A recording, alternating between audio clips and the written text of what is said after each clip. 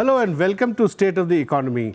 When the NDA government came to power 2 years ago, one of the explicit promises and an important item on the Narendra Modi government agenda was to create new jobs. Every policy of this government eventually was aimed at creating over 12 million jobs a year. And that's the number of people who enter the labor force every year. Some say it is 8 to 9 million, but the government's target was 12 million and even more than that. So where are we 2 years on? Where are we in the jobs stake, jobs creating project? And to discuss that, we have with us Professor Santosh Mehrotra, Professor of Economics at JNU, who has done extensive work on employment and skills development. Before this, he was also Director General of Institute of Manpower Research, which specifically focused on employment trends in India. So welcome to our show, Dr. Santosh Mehrotra. Thank you. So how do you, you've done so much work, studied employment trends over the last 2-3 decades. How do you see the job situation evolving now, considering that the 8 sector Labour Ministry data on jobs, which was started essentially in 2008 after the global crisis. So they started tracking 8 sectors which are employment intensive: textiles, gems and jewelries, garments, IT, BPO, auto, etc. Shows a dramatic fall in additional job creation in 2015, a fall of 65%. In the previous year's average, these 8 sectors were creating more than 400,000 jobs, but in 2015 it fell to additional job creation 135,000. Now this is of course a sample which is a proxy, can be taken as a proxy for the organized sector. Then of course there is the unorganized sector which constitutes over 90%. So what's your sense? Where's job creation going? Well, this Labour Bureau survey has to be taken very seriously, and anyone who tries to dismiss it is flying in the face of facts. Yeah. Because it is actually based on in this last quarter, it has been based on a much larger sample, 20,000 enterprises as opposed to 2,000, and it's going to, in the next quarter, in fact, be increased to 30,000. And the point is that the aim of any government has to be to enable the shift of labor out of agriculture and create jobs in industry and in services. And this is a survey which is focused on industry and services. Yeah. And if it is saying that, much fewer jobs have been created than even in the year following the global economic crisis, meaning 2009, then it's clearly an alarm bell. There is no question about it. And much less than 2013, which was the worst year of growth for India. You're absolutely right. And after all, the economy seems to be showing an uptick in the last 2 years. The growth rate has a marginal uptick. But it will be some time before we sort of get to the kind of growth rate we had between 2003-04 and 2011-12, which was 8.4% per annum on average. And over that period, we were creating 7.5 million non-agricultural jobs per annum. And, unlike what you were saying, in that period between 4-5 and 11-12, which are the sort of 2 points of time for which we have NSS data, the number of people joining the labor force was nowhere close to the 12 million that seems to have become a myth which is repeated ad nauseum. It's more like 8 million or something. It's actually something like 7.5 million or so per annum joining, and that's what's likely to be the case as we move forward. However, we do have to keep in mind that since 9-10 in particular, many people are leaving agriculture about at the rate of 5 million per annum. So they have to be factored in also. We can come to that in a minute. Yeah. But the number of people joining the labor force, the young people is what I'm trying to say, is about 7.5 million. They all have to be accommodated in the non-agricultural, in jobs, because they are relatively educated. Yeah. Tell me, coming to this point that you just raised, we saw about 33 million people move out of agriculture after 2004-5. That's right. Right? Now, your reading is that was happening because people were seeking non-agriculture jobs. And since agriculture was doing well, reasonably well, people were probably, younger people were withdrawing from agriculture and studying. Because the same period, as you said, shows that people were getting more educated. I think you're absolutely right. We need to look at various factors which tell us what was happening after 2004-5 in relation to those leaving agriculture.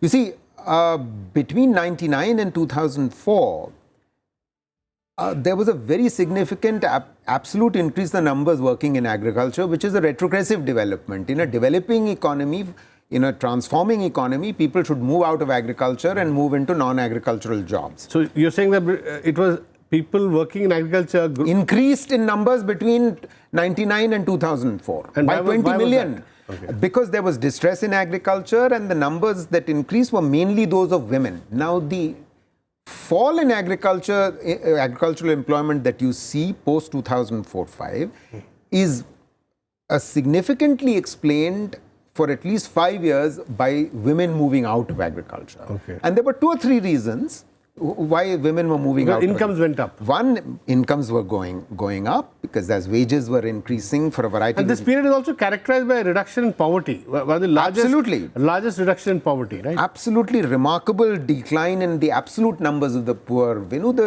I think this is very important and needs to be taken cognizance of, that NSS data tells us that between 2004-5 and 11-12, the absolute number of those who rose above the poverty line, whose incomes rose above the poverty line, is nearly 140 million, which is 20 million per annum, which is, whether you agree with that line or not is a separate question. No, that's a different point. Yeah. I mean, the point is it's the same consistent poverty line, and people rose above it, and that was happening because we have evidence to suggest that real wages were rising. Yeah. As real wages were rising, as MSP rose, Manrega and rural construction workers. Yeah, that's right. You're right. During that period also saw rural nominal wages at least rising by 18-20% plus. Yeah. Absolutely right. And even though inflation was at the rate of 9 to 10% per annum, the fact of the matter is that real wages were then rising at also rising at 8 to 9% per annum. That's a remarkable, as compared to the period between 96 to 2004. So the point you're making is, when you see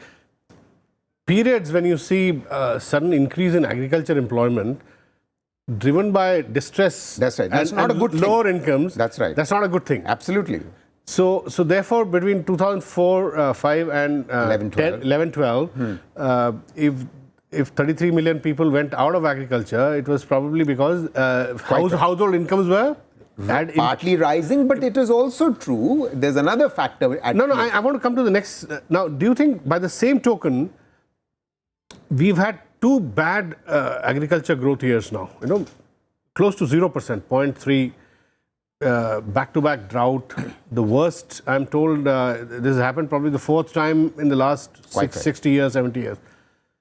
So, will you see now a distress, again, agriculture employment growing in a more sort of perverse sort of way? Well, it's possible. We don't have the data to suggest that. It's possible that might be happening. And there's another reason why... Women going back to work in agriculture? You're right. That may not be happening to that extent, partly because both girls under 14 as well as girls over 14 are actually joining education and continuing in education. Okay. So it may not happen to the same extent. However, that is visible actually. I was in West Bengal recently, and Mamata Banerjee, for instance, has designed a special scheme For girls who continue their education, Correct. at age 18, they'll get a special scholarship.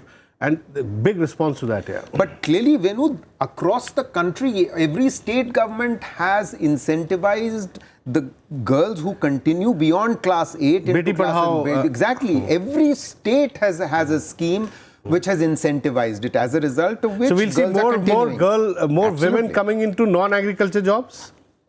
Well, we would like to see that happening. You and I know that the labor force participation rate of women in our country is not only low like that of other low-income countries, but actually it has been declining. It's the lowest, yeah. It's been declining, but that's not surprising that it has been declining, because a very important reason why it's been declining is because, as I am saying, more and more of them are engaging in education, and in classes 9 and 10 there's gender parity between as many girls as, in other words, as boys. Another is, as we were discussing earlier, incomes have been rising, so women have been able to withdraw certainly from agriculture. Yeah. But what we have to now prepare for, what the government has to be prepared for, is that all these young people, whether girls or boys, who are getting educated, they will want jobs in non-agriculture sector in urban areas, and if jobs do not grow faster than they've been growing in the past, then there will be unrest. And what you began the program with was to say that actually the number of jobs has been shrinking. In other words, the growth in jobs has been shrinking. Yeah. We can't have that situation. We are building up towards a possible crisis, because if you some evidence of this crisis is already showing up in the Hardik Patel phenomenon in Gujarat, which is a high growth state. Yeah. And similarly, Haryana is a high growth state, and you've seen the attempt by the Jats, who are a relatively well-to-do community, to get reservations. Absolutely, and it's interesting how the Hardik Patel agitation is the younger ones.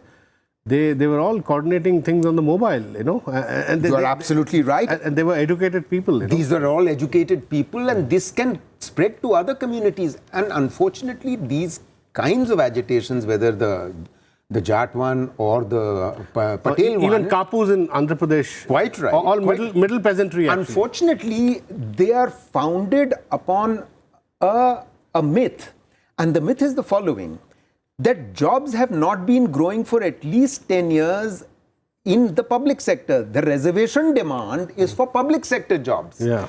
But jobs are not growing in the government sector. If anything, they've been shrinking, consistently shrinking, which is not a very good thing. We'll come back to that in a second, because the size of government and government jobs needs to grow as the public services improve. Exactly. We quantity and quality both. Yeah. Absolutely, we need more doctors, more teachers, need more police, more judges, health workers, paramedics. We need them all. So jobs need to grow, but they are not. So that's not a very good thing. And if at the same time, as I think I'm arguing, that private sector jobs are not growing, especially in the organized sector, which is another consideration that we need to keep in mind, that private sector jobs in the organized sector are not growing. So in that sense, the government's new efforts in the last 2 years to introduce an Atal Bima Yojana for the unorganized sector workers, a pension scheme, these are very good things. But more has to be done in this regard, because what is necessary is that these are all voluntary schemes. Yeah. Voluntary schemes, international evidence tells us, don't work, they don't spread rapidly, they have to become mandatory. But that will require a fiscal commitment, which the government needs to think very seriously about. Because otherwise we will begin to see the following situation: jobs are not growing, and the jobs which are growing are all in the unorganized sector. As it is, 93% of our workforce has no social benefits. I want to come back to the political economy of what you just spoke about, the problem of shifting people from agriculture to non-agriculture jobs. Now, this is a very complex political economy problem, and if you read the BJP manifesto when NDA came to power, and some BJP think tanks actually specifically recognized this problem, and they even spoke about how they could create new areas of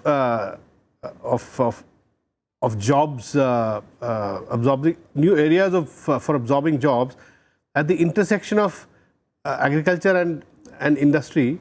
They spoke about food processing. They spoke about services, in the agriculture, or service provision at the intersection of agriculture and non-agriculture.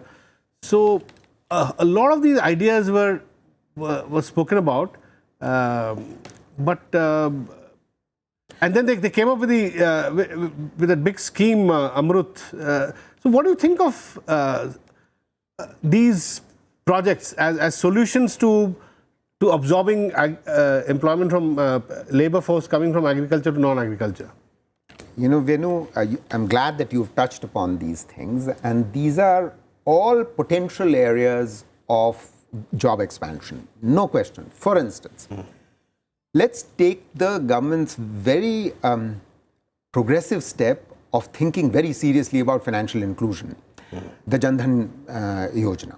Now, you see, until late 2013, only 45% of rural households had a bank account, and only 55% of all urban households had a bank account. If all households get a bank account, that would be wonderful. And please note that I am emphasizing households. The Jan Dhan Yojana, which is sort of aimed at financial inclusion, opening bank accounts, has resulted in some over 200 million bank accounts being opened. But what we are not sure about is what proportion of those are new households opening bank accounts as opposed to existing bank sort of households which already have a bank account holder in one has another member who opens a bank account, which is a problem. Right. No, this puzzle I have also not been able to solve, because NDA is claiming it has opened 22 absolutely crore. Correct. 22 crore, 220 million. 220 million. Before that, the UPA Finance Minister P. Chidambaram claimed that they had opened 25. So 25 crore. So the point is, the total number of households in India is 250 million. So one should assume that every household has a bank account now? But that's not true. There are a lot of duplications there. Well, that is one thing. The one thing that the government has unfortunately not clarified is what proportion of earlier unbanked households now have bank accounts which didn't have them earlier. Let me go back to the point you were making about the UPA. I think most of the increases under the UPA in terms of bank accounts took place under the Manrega.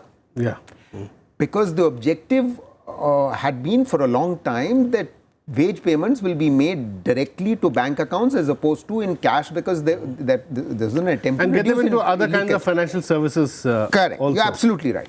Now, you see, Manrega workers are by definition likely to be among the poorest, and they tend to be the largest or the small and marginal farmers, and therefore it's highly likely that they are going to be those who in those households where there is no bank account. So we can be reasonably certain that the majority of those bank accounts were of those households which earlier didn't have a bank account and now did. We are less sure of this in the last 2 years. And I mean, although I've tried to seek this information because a survey has been done by the RBI, I've tried to seek this information from the RBI governor. Unfortunately, that data has so far not been made available. It would be very useful for us to know that. Having said that, be that as it may, this is one way of ensuring, because financial inclusion means there are business correspondents, bank correspondents going to be created. That's a means of creating jobs linked to the banking sector. Here, I want to say something. This is exactly what I was saying. At the intersection of rural and urban, correct, these services were to be driven by younger people. Correct. Now, I'm told that there are going to be some 200,000 banking correspondents. Correct. Going into villages where having a full-fledged physical branch is unviable. Correct. Now, there's a problem. They have a ready-made, the project is ready, 200,000 banking correspondents being recruited. SBI has already recruited about 30,000, I'm told, 40,000. But the Deputy Governor of RBI on this show told me that they need to be given handheld ATMs, there's a capital cost involved. They need to be given some money for rendering those services. Right. The banks are not they're commission agents. Fully meeting, are unable to meet those expenses. And they're expecting, RBI expecting the finance ministry to subsidize those equipment capital. So it's not come together. Exactly. Totally, You're absolutely right. I mean, so these are bottlenecks that have to be addressed. It's a huge employment opportunity. It's a huge employment opportunity. Commission agents will cease being commission agents, making banking correspondents. If they don't, if bank accounts, even after being opened, don't have any deposits or withdrawals. So in other words, if they are transactions, there should be some transactions. There should be transactions which are to be carried out on these machines, these electronic machines that you were just talking about. And some of these services will actually be marketed by these banking correspondents. Quite right. They'll try to persuade them to. Quite right. There are other opportunities in the rural areas which could create jobs. For instance, Swachh Bharat could create jobs. What do I mean by that? It's not merely that the building of toilets through contractors might create some jobs. That's not a very appropriate way of going about job creation, because building toilets and giving them to households has proven to be a failure for the last 25 years. That has to be preceded by, or at least go alongside with, is behavior change instead of building toilets. Because if people are suddenly convinced we need to have a toilet in our home because otherwise we are eating and drinking each other's shit every day, they will build the toilet themselves.